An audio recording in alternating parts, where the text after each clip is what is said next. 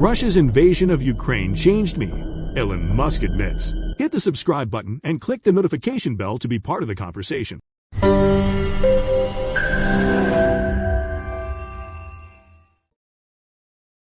The billionaire whose personality has gone far beyond Silicon Valley and auto industry circles has become very vocal about the Ukrainian crisis. He was one of the first multinational CEOs to publicly show his support for Ukraine, defying traditions that companies remain neutral on geopolitical and political issues. In doing so, Musk helped inspire other CEOs to follow suit. Russia continued its broad offensive in Ukraine, pummeling cities and towns into rubble, and a limited ceasefire for the besieged southern city of Mariupol, a coastal city, ended nearly as soon as it began.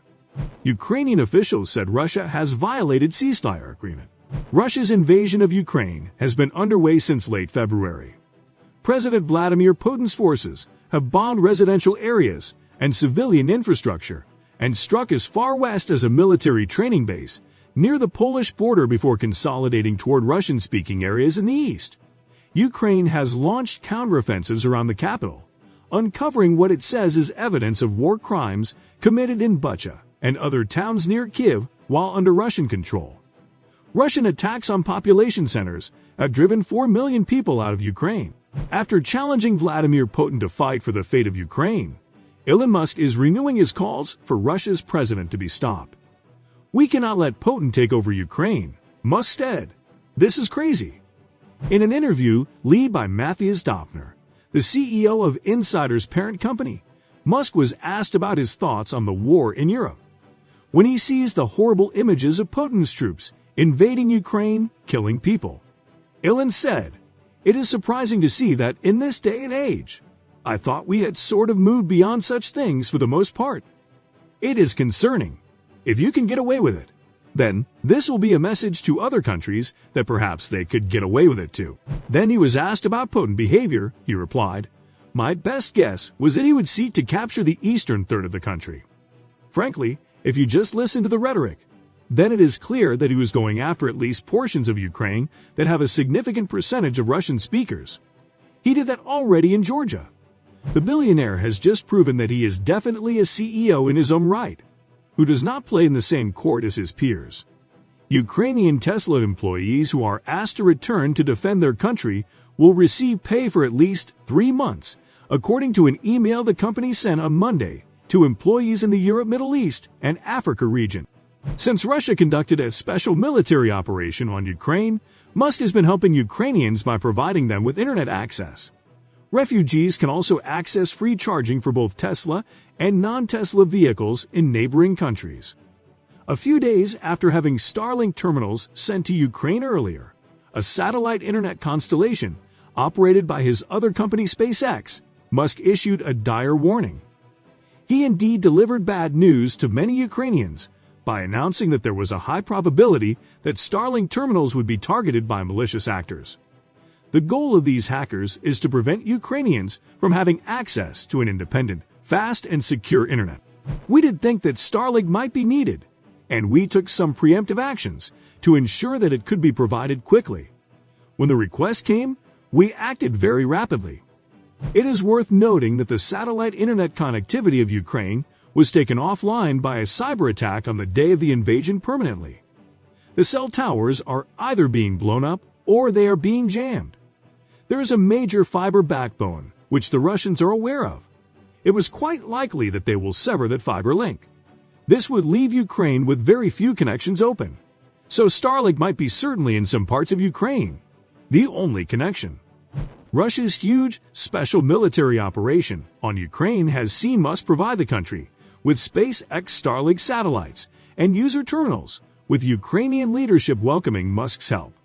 Musk has been also helping Ukrainian refugees fleeing their country with free charging for both Tesla and non-Tesla vehicles in neighboring countries. But then there are the tweets demanding Musk and Tesla disable all vehicles in Russia. With comments like this, "Please turn off and deactivate all Teslas in Russia." It's absolutely disgusting what Russia is doing, and Putin has to be stopped. I don't know why you'd punish innocent Russian civilians by disabling the vehicle they paid for, as a punishment for what their leader has done. Among other things, Tesla's energy team assembled and provided lithium-ion battery energy storage systems, known as Tesla Powerwalls, to run Starlink equipment in Ukraine. SpaceX CEO Elon Musk appeared unfazed when asked about the possibility of China or Russia taking out the Starlink satellite system Musk sent to Ukraine to help them fend off Russian invaders. Musk said Russia's anti-satellite demonstration in November was Moscow's attempt to send a message ahead of the invasion of Ukraine. But he qualified as destroying Starlink, a network of about 2,000 satellites in low Earth orbit, would not be an easy task. If you attempt to take out Starlink, this is not easy because there are 2,000 satellites, Musk told the interviewer. That means a lot of anti-satellite missiles. Musk wants to find a way out of this conflict. In a series of tweets, he appears to have an idea, which sounds like dueling, a 15th century practice tied to the question of honor. The billionaire has launched a challenge to Russian President Vladimir Putin.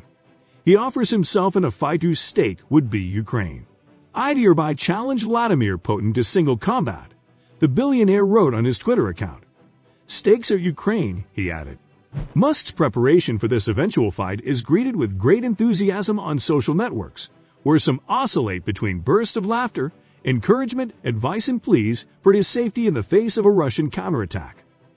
Elon Musk, who has over 78 million Twitter followers, even changed his handle's name to Elon Musk after Chechen Republic President Ramzan Kadyrov mocked him. However, the Tesla CEO was told not to compare himself to Putin by a Kremlin ally. For the unversed, Musk has been a vocal supporter of Ukraine since the Russian incursion on February 24. Like Elon Musk's recent posts, this tweet too has gathered the attention of internet users, triggering memes and funny reactions online.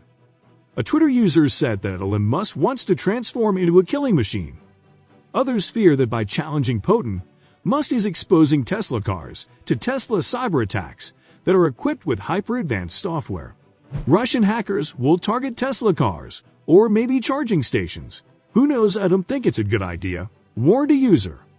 While the mega-rich Musk has his critics in the United States and elsewhere in large part because of tax issues and his hard-charging style, his fan club in Russia extends all the way to the Kremlin.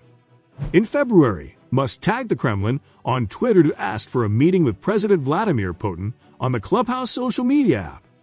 Though a face-to-face between Putin and Musk isn't currently being prepared, and it certainly wouldn't happen via Clubhouse, Kremlin spokesman Dmitry Peskov told the Washington Post that Moscow is genuinely interested.